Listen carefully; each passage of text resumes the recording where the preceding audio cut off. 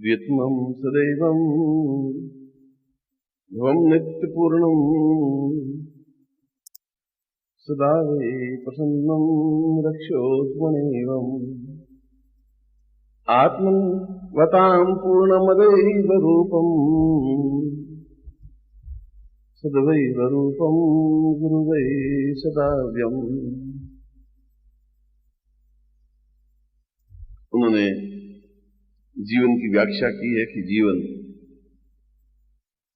एक ऐसा जीवन होता है जो तपती हुई दोपहरी में नंगे पांव गतिशील रहता है, शरीर झुलसता रहता है, पैर में छाले पड़ते रहते हैं, व्यंग्यमान सहन करने पड़ते हैं, उसके बाद भी आदमी गतिशील रहता है।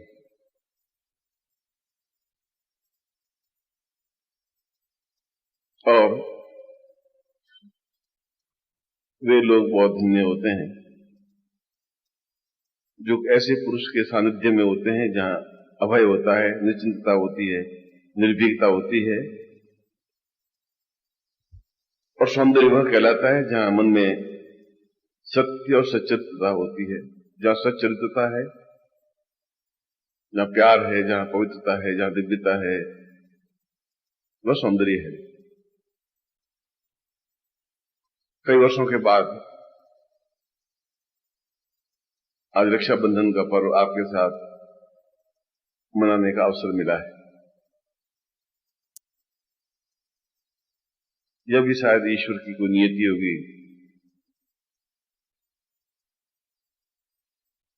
क्योंकि कल माता जी के कम से कम 20 टेलीफोन आ चुके हैं। समझ नहीं पा रही कि गुरु जी क्यों रुके हैं। वहां के स्टाफ का एक फैक्स लेटर मिला कि हमसे क्या चूक हो गई कि आप रक्षाबंधन के दिन यहां नहीं है। मगर रक्षाबंधन का मतलब है कि हम एक ऐसा प्रेम का वातावरण बनाएं, एक ऐसी चरित्रता बताएं कि हमारे अंदर चरित्रहीनता, निम्नता, मैलापन, झूठ, छल और कपट के अलावा कुछ है ही नहीं। क्योंकि जहां रक्त के बूंद बूंद में छल और झूठ और कपट होता है, उस रक्त की बूंदों से प्यार नहीं देखा जाता है।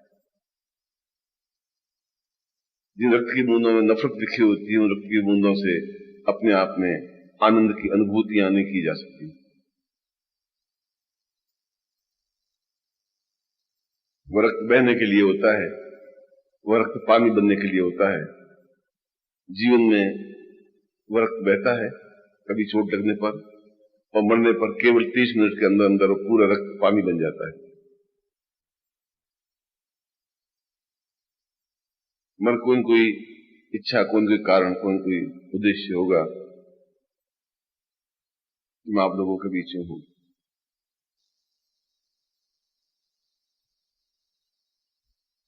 आप लोग सभी, मैं समझता हूं, शिष्य हैं। समझता शब्द इसलिए लगा रहा हूं कि अभी तक आप में वह भाव आना चाहिए जहां आंख में एक हिरण की तरह पवित्रता का बोध हो। आप अगर गाय और हिरण की आंख देखें तो उसमें बहुत सच्चित्रता होती है, बहुत निर्मल होता ही है, और बड़ा अपनत्व का भाव होता है जहां किसी प्रकार गंदगी और मैलापन नहीं होता। हम कर्म क्या करते हैं वो बात अलग है, और आंख क्या है वह बात अलग है। आज के दिन रक्षा का दिन है,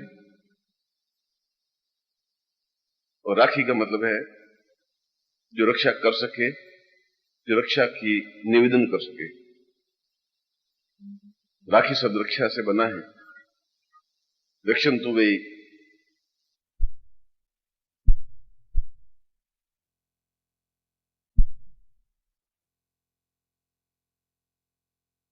मन प्राणश्च वे पूर्णत्व रूपम सद्वै सहाया।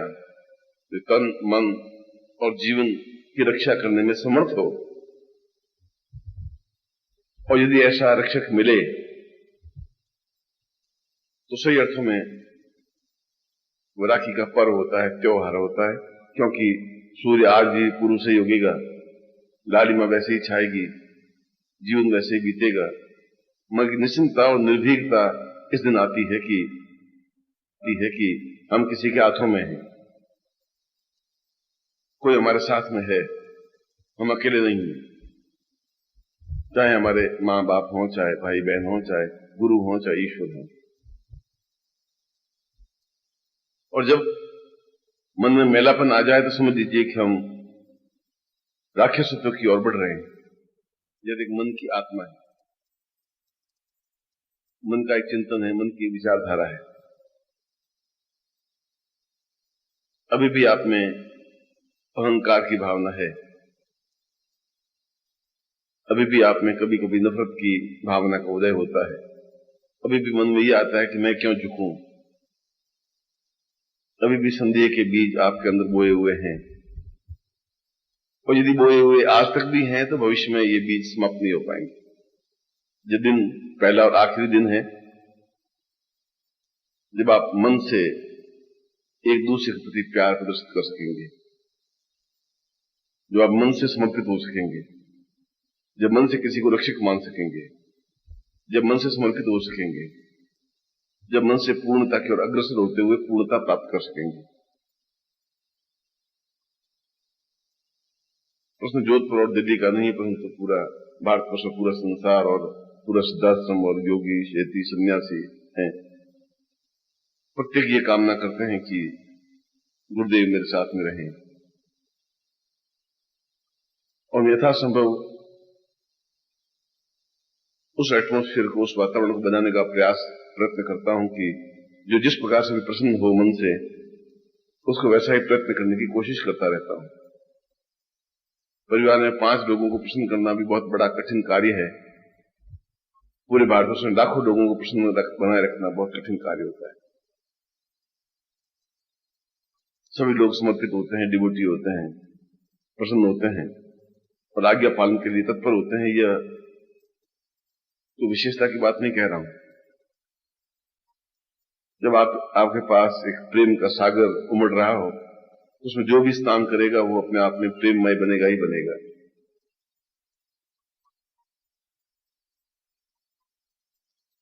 आज आप नफरत को दूर कर दें, और कोई छोटा और कोई बड़ा नहीं होता। आप इतने महान नहीं है कि हिमालय से भी ऊंचा आपका सिर हो सके, आप इतने घटिया भी नहीं है कि आपको कोई ठोकर मार करके चल सके। आप उस स्टेज पर खड़े हैं जहां 2 रास्ते हैं, राक्षस की ओर और देवत्व की ओर। जहां आपके मन में मैल आएगा, किसी के प्रति संदेह पैदा होगा, तो समझ लीजिए कि मैं राक्षसत्व के पगडंडी पर 5-7 कदम बढ़ा हूं, और वह जीवन का पतन है, जीवन की निम्नता है। और जहां आपके मन में निश्चलता है, ये तो जीवन के एक कार्य है, जीवन में गतिशीलता है, और उसमें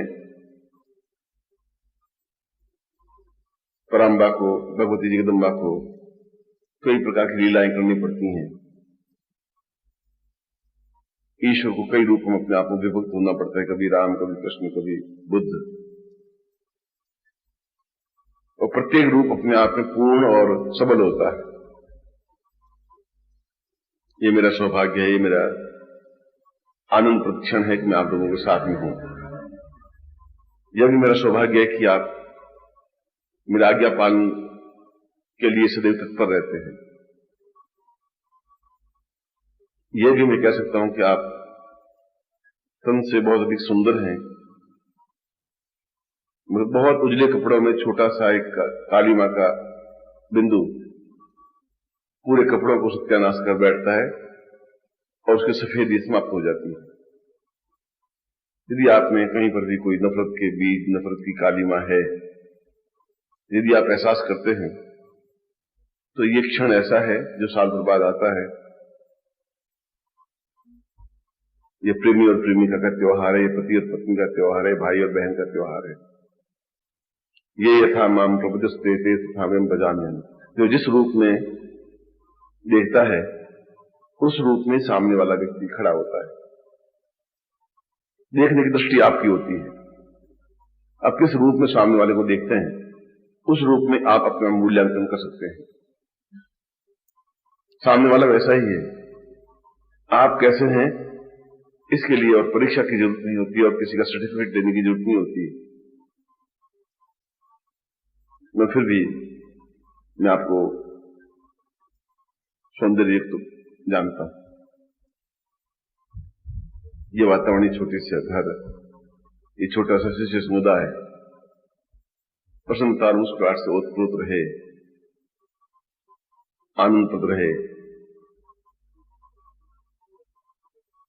यदि ऐसा जीवन, ऐसा क्षण आपके साथ मुझे व्यतीत हो सके, और ये जीवन तो कितना है जितना समुद्र में पानी का बुलबुला होता है, बनता है, फूट जाता है। इस ब्रह्मांड में इस जीव का कोई अस्तित्व नहीं होता है। मगर छोटी सी बूंद को भी बनाए रखना बहुत कठिन काम होता है, क्योंकि चारों तरफ जो अंधड़ होता है, तूफान होता है, उस नन्हे से दीप को जलाए रखना बहुत कठिन काम है। जब त्याग करना पड़ता है, छोड़ना पड़ता है, और जहां नफरत है वहां से अपने आप को हटाना पड़ता है। जो मैं ही जानता हूं कि मेरे 60-70 मील की जो जीवन की यात्रा की है, वह कितनी गर्म दोपहरी, कितनी तपती हुई धूप और कांटों के बीच में यात्रा की है, जहां पैर लहू-लुहान हुए, जहां बड़े बड़े शूल कांटों से पैर छिले हैं। भीष्म को तो शायद 108 बाण लगे थे और सरसैया पर पड़ गए थे, और यदि मैं अहम मान्यता नहीं करता तो शायद कई हजार तीर मेरे जीवन में लगे हैं और लगते जा रहे हैं। मगर ये तो जीवन है, ऐसा होगा ही। मैं लंका में राम की कल्पना करूं तो मेरी मूर्खता है। मैं आपको उपदेश देने के लिए नहीं बैठा हूं। मैं आपको भाईचारे का प्रेम, भाईचारे का पाठ, कि हम किस प्रकार से अपने आप को समर्पित कर सकते हैं, प्रेम में बना सकते हैं, और इस मोमेंट में, इस क्षण में अपने आप के अंदर की कलुषता को धोकर के स्वच्छ और अद्वितीय बना सकते हैं, सौंदर्य युक्त बना सकते हैं। यदि ऐसा बना सकते हैं तो महावीर ने कहा है कि खमम जीवेशनत नहीं, हम पहले क्षमा मांगे, क्योंकि जो फलंती नवीनो वृक्षा फलंती गुणनो जना शुष्क काष्ठम च मूर्खम च न नमंती कदाचन। बहुत फलदार पेड़ होता है, वह सबसे पहले झुकता है। जो सूखी हुई लकड़ी ठूंठ की तरह खड़ी रहती है। आज उत्सव का दिन है, आनंद का दिन है, प्रेम का दिन है,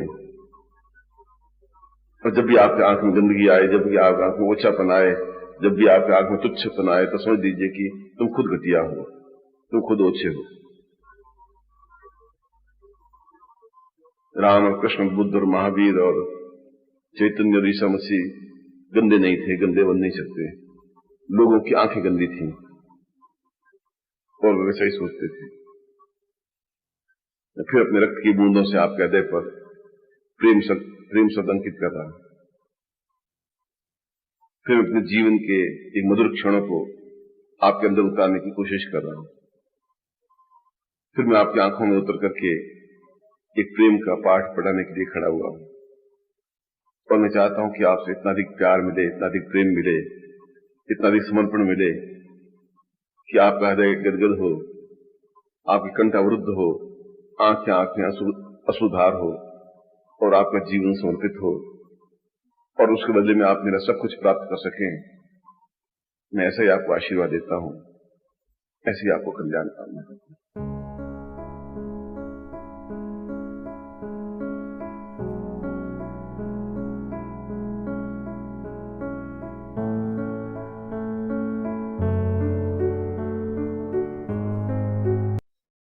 ओम परम तत्वाय नारायणाय गुरुभ्यो नमः। ओम ह्रीं मम प्राण देह रोम प्रतिरोम चैतन्य जाग्रय ह्रीं ओम नमः। ओम भूर्भुवः स्वः तत्सवितुर्वरेण्यं भर्गो देवस्य धीमहि धियो यो नः प्रचोदयात्।